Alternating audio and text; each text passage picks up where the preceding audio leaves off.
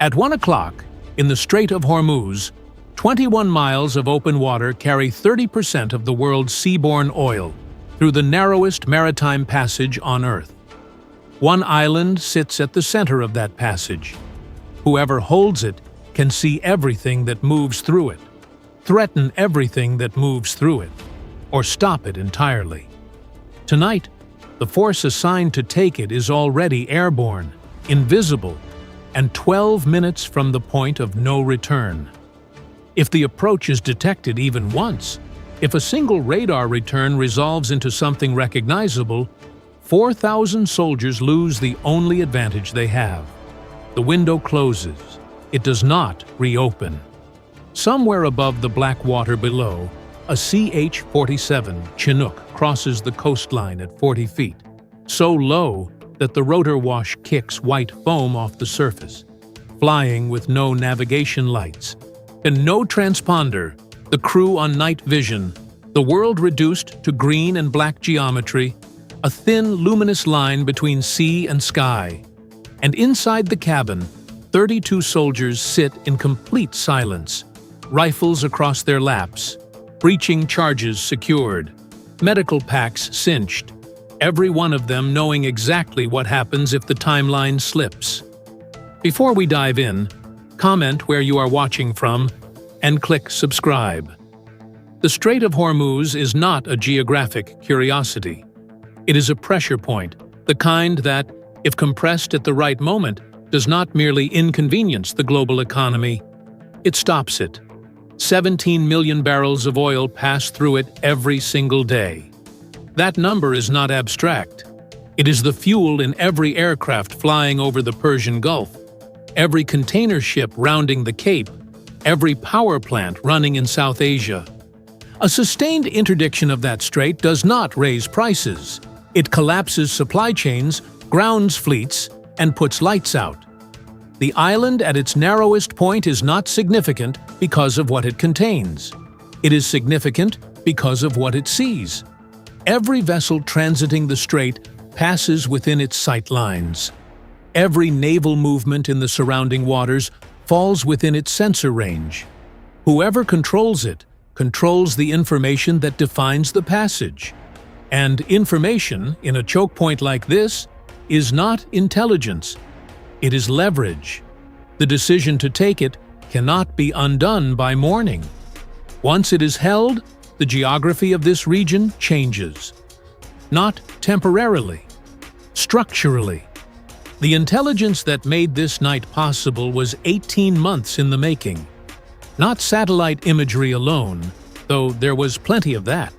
Human assets on the ground, signal intercepts from coastal stations, pattern analysis run against 18 months of shipping movements, fuel rotations, personnel transfers, and communications rhythms. Analysts spent 600 days mapping a single island's defensive architecture down to the individual sandbag position, the rotation schedule of each guard post, the gap in the radar coverage created by the angle of the eastern installation's detection arc. That gap was 340 meters wide. It was not a flaw in the system. It was a function of terrain and equipment that no one had reason to correct, because until now, no one had reason to exploit it.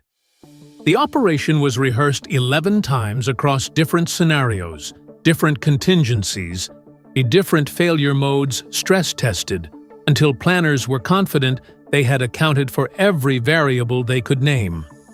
The ones they could not name were the ones that kept commanders awake. But there was no more time for naming. The helicopters were already in the air, and the decision had already been made at the highest level, communicated through a chain so tight that fewer than 40 people on Earth knew the full scope of what was about to happen. At 1:17, the lead Chinooks hold position 3 kilometers offshore. The Apache gunships push forward alone. The AH-64 Apache is not a subtle aircraft in the sense of size or firepower, but it is extraordinarily subtle in the sense of what it can do before it fires. Think of it like a surgeon who can see every vein before making the first cut. The Apache's targeting system illuminates the island through total darkness. 2 guards at the northern radar installation moving in a slow patrol loop. A vehicle near the communications tower with its engine running. Exhaust glowing white in infrared. A cluster of bodies in the primary barracks. Most of them still. Most of them asleep. The Apache pilots are running through their confirmation checklist. The rules of engagement requiring positive identification before any trigger is pulled. The checklist is not bureaucracy. It is the mechanism by which the operation remains controllable. At 1:51, one word comes across the radio. A code. The Apaches stop watching. The first Hellfire missile crosses to the radar installation in fewer than 4 seconds. The explosion is visible from the orbiting Chinooks. A white flash, then orange, and then a column of smoke against the stars. Before that smoke spreads, the second missile is already airborne, targeting the backup generator for the communications array. The third targets the vehicle near the tower, which was not just a vehicle. It was a mobile radar unit, the crucial component of the early warning network that should have detected the approaching helicopters 20 minutes earlier. It did not, because someone spent 18 months identifying the 340-meter gap in its detection arc, and the pilots flew straight down the middle of it. At 2:03, the A-10 Thunderbolt IIs arrived from the northwest in pairs. Anyone who has heard the A-10's GAU-8 rotary cannon fire in a combat context does not forget it. It is not a mechanical sound so much as a physical event, a tearing in the air, and a disturbance that registers in the chest before the ears process it. The GAU-8 fires at 3,900 rounds per minute. Think of it this way. A garden hose delivers water in a continuous stream. The GAU-8 delivers depleted uranium rounds the same way, except the stream is moving at a kilometer per second.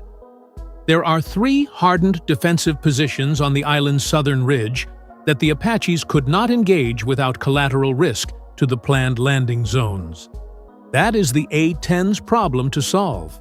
It solves it in 6 minutes. The southern ridge positions return fire for approximately 40 seconds. Then they stop. At 2:11, the Chinooks begin their approach. A mass landing creates a mass target, a single moment when a defending force can concentrate everything it has. Mortars, anti-armor, concentrated small arms, and potentially inflict catastrophic losses before the assault force can disperse. So the landing is sequenced. First chalk down, perimeter secured, signal sent. Second chalk lands 30 seconds later, while the first is already moving. Third chalk lands as the second reaches the communications center. By the time the last helicopter touches the ground, early objectives are being cleared room by room. The assault teams move in fire teams of 3 to 4, not in straight lines, in arcs, using terrain, using the burning wreckage of the radar installation as cover, using the darkness and the confusion the Apache strike deliberately created. The surviving defenders are trained, motivated, some of them veterans who have held this island for years. But they are operating in a complete information blackout. Their radar is gone. So their primary communications link is gone. Their backup generator is gone. They cannot call for reinforcement. They cannot transmit a situation report.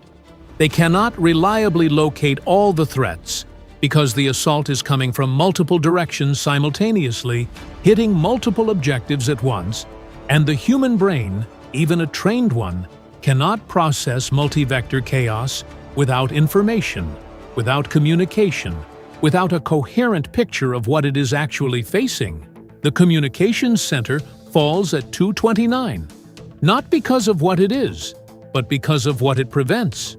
A functioning communications center means Tehran knows. Tehran knowing means Tehran can respond. Naval assets, air assets, political escalation. The Hellfire took out the primary array, but backup systems remained. Encrypted satellite terminals, the frequency-hopping radios capable of pushing a signal out even mid-strike. So the assault team assigned to the communications center does not just fight through it, they strip it.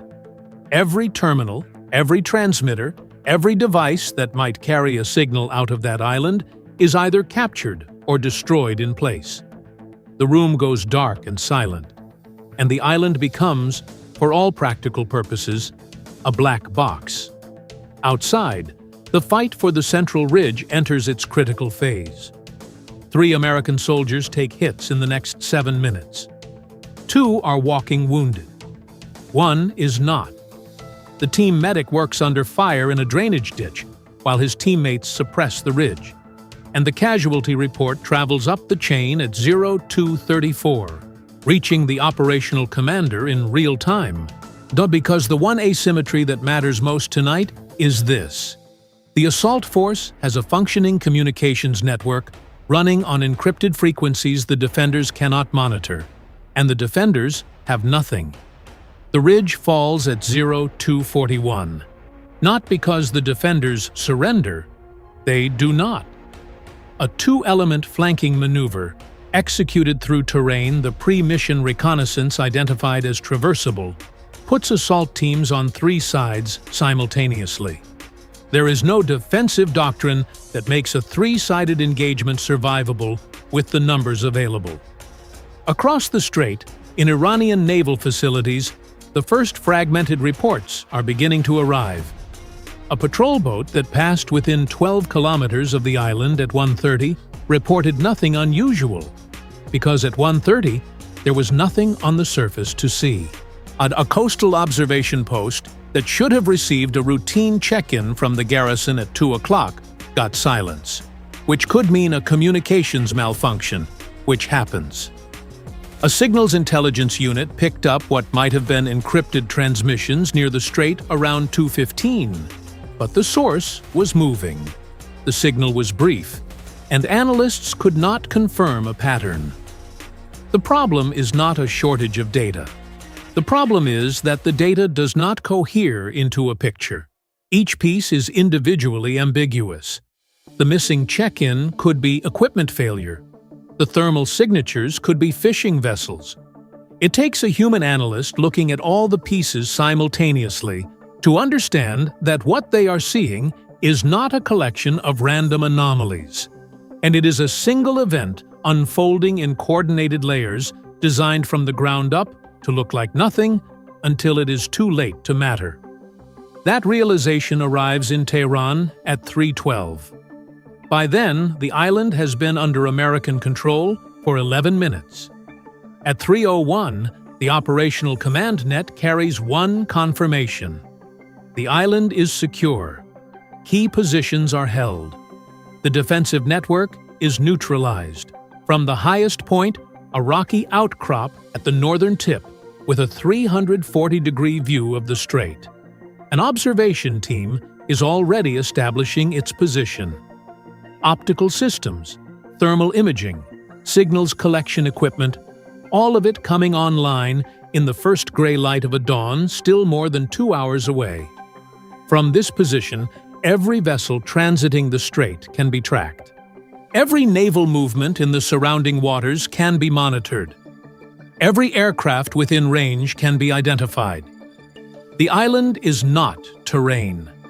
It is a sensor platform, a communications relay, a fire control position, and a statement, all in 12 square kilometers of rock.